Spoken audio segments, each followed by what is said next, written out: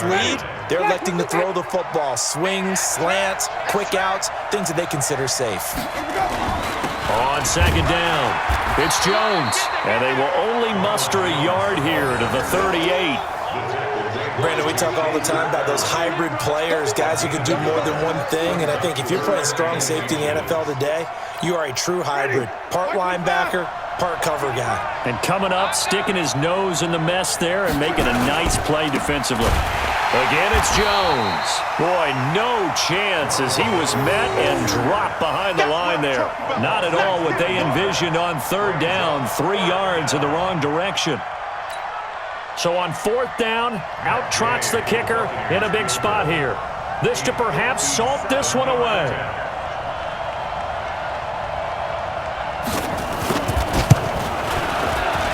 And this is good from 57 yards out. That was bombs away right there.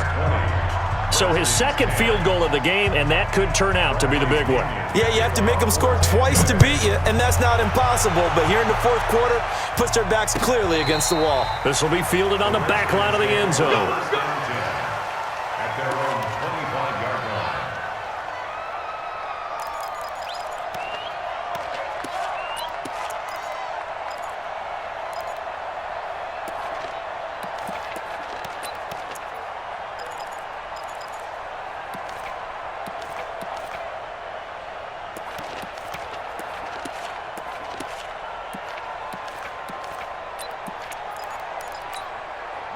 The Washington offense at the line and ready to roll. And tough to win games if you're going field goal, field goal, field goal here. They got field goal last time, and they'll be looking for a touchdown.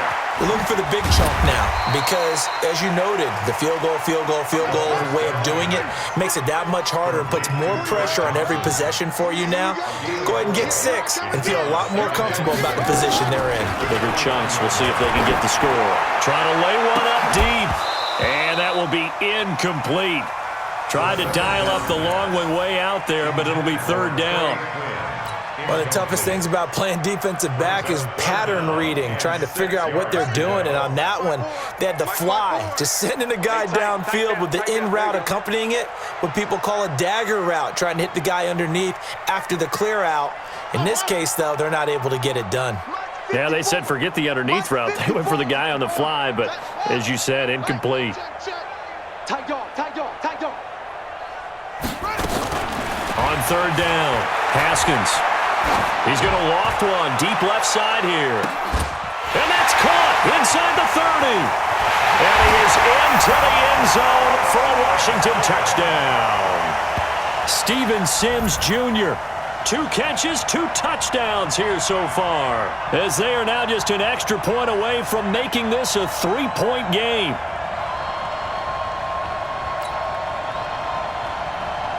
Now it's Hopkins to add the extra point.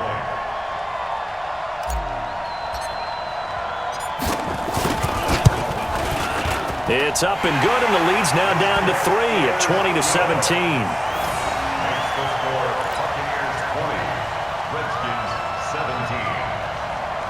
So time here for the onside kick and then the 2-minute warning.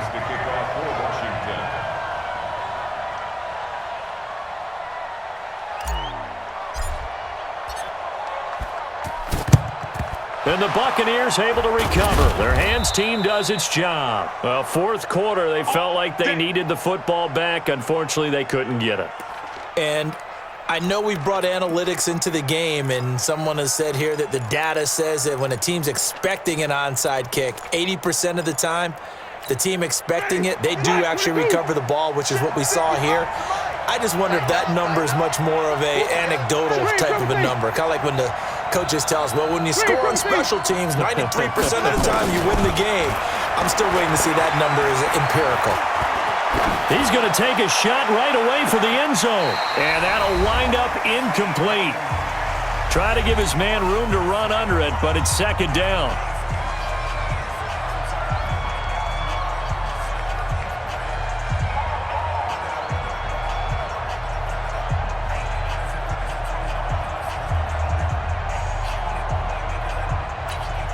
So it's Buccaneer football as we welcome you back. And let's see what they've come up with offensively after having time to talk it over. Winston here to throw. And look at this. They get the turnover they needed. It's intercepted. Josh Norman victimizes Winston yet again. You got the slim lead late and the football, so why are you throwing it there? Remember during the year when we asked one of the head coaches, if you're in this spot, why would you throw the ball? And he talked about trust in his quarterback and trust in his offense. But still. And then at the end he kind of went, yeah, not really a good reason. Right.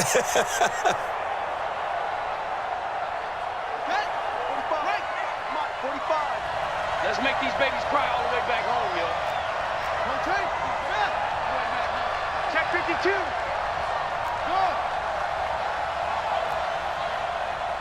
Hey, check Mike 45. Check Mike 45. I'm here all day. Check 45 to Mike. Now after the turnover, here's Haskins. That's going to be caught by Richardson. And he will be brought down at about the 6-yard line. It's a nice pickup of 12 yards, and it gives him a 1st and goal. 1st and goal at the 6-yard line.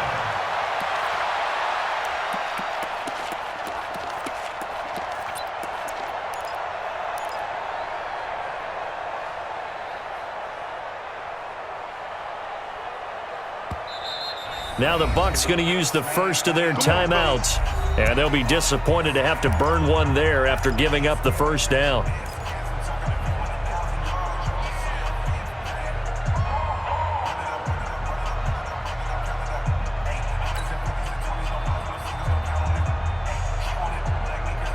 Only way to get the lead here, of course, with a touchdown, and that's what they're gunning for on 1st and goal.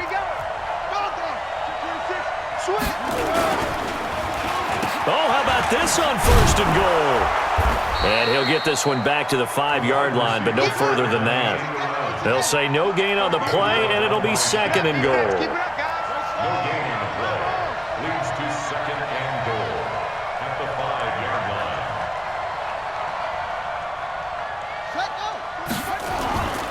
On 2nd down, Peterson. And he is met in his tracks behind the line of scrimmage. The Bucs going to go ahead and use the 2nd of their timeouts. That'll leave them with just one remaining in this 4th quarter of play.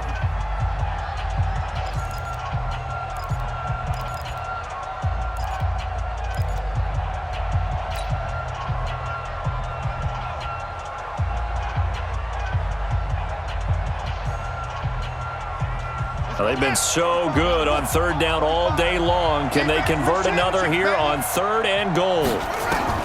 They'll look to throw. Looking end zone, but it's incomplete. Took their shot at going for the win, didn't get it. Now bring on the field goal unit, tie this thing. It's the right call. I truly believe that. But if I'm on defense, I'm also staying a little loose here in case they want to be really aggressive and fake it. Hopkins' kick is good. And that will tie this game here in the final minute of play. So a big kick to get this back to even. Now the worry is, did you leave too much time on the clock? Because another field goal the other way, that does you in. You're exactly right. You didn't get it to overtime yet. So now as a defense, you've got to think to yourself, you can't play prevent defense and just give up big chunks of yardage in front of you, but you also can't let anyone behind you. So you sit right on the line between the two, play the best defense you can, and not make it easy for them to move the ball downfield.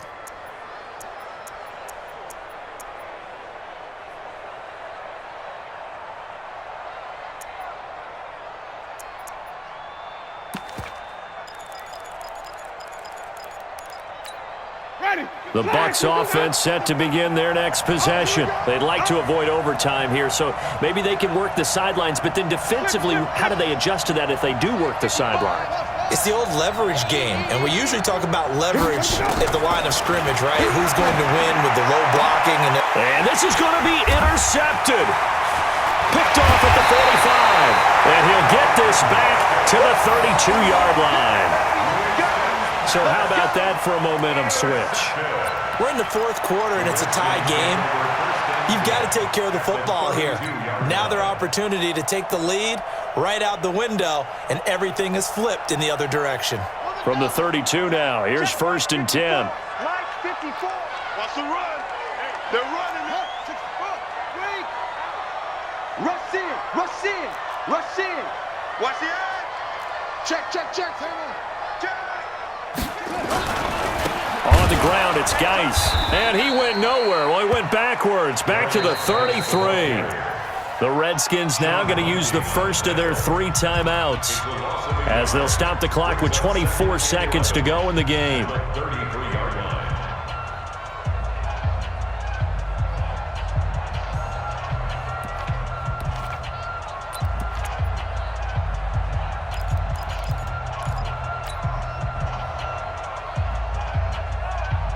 A loss of a yard there to start out. That leads to a 2nd and 11. It's going to be a long day. It's going to be a long 66. Pull it. Half.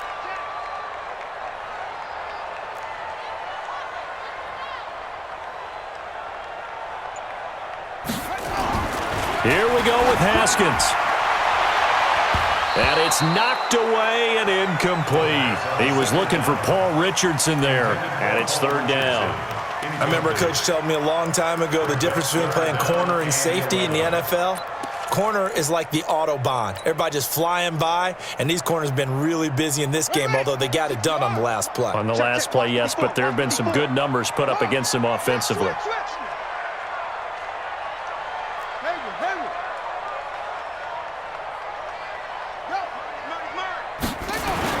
Now it's Haskins.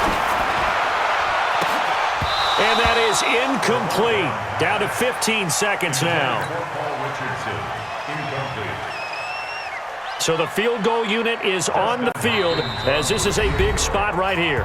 The Bucs forced to use their 3rd and final timeout as it'll come with 15 seconds to play in the ball game. So now one of the biggest kicks of the night is forthcoming. This to almost certainly win the football game. And his kick is absolutely perfect. And the sideline celebrates as they have taken the lead in the final minute. The home crowd here absolutely loves it, as they should, getting the field goal in the closing moments and likely going to get out of here with a W. A W, celebrations all around. How about how everyone's going to leave this stadium, right? And you know something? He probably makes more money than most of the 60,000 people here, but they're all willing to buy him dinner tonight, aren't they? Oh, they don't care. He's a man of the people right now. Following the made field goal for 3, Hopkins now to kick it off. This one taken just inside the 10. Then he'll take this across the 25, couple extra yards up to the 27-yard line.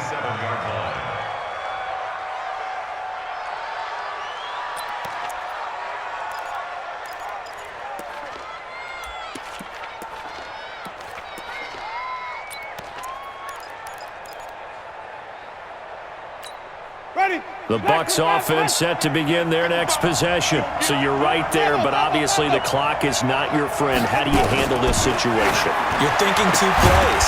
One, to get yourself in position for the second one, whether you're able to get into field goal range or you have to try another deep pass, another Hail Mary.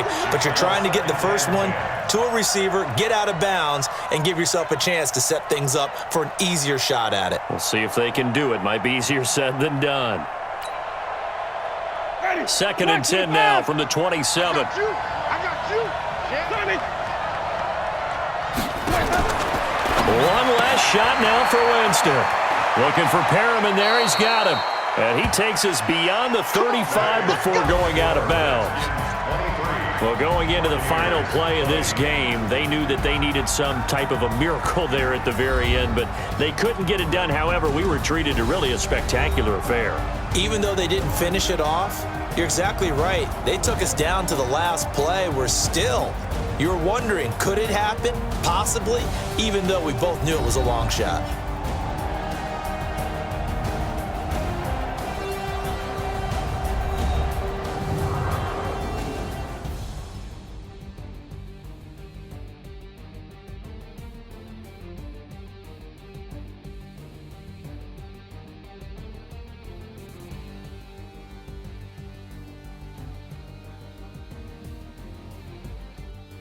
So that'll do it for us. For my partner, Charles Davis, and all the hard-working men and women on our crew, I'm Brandon.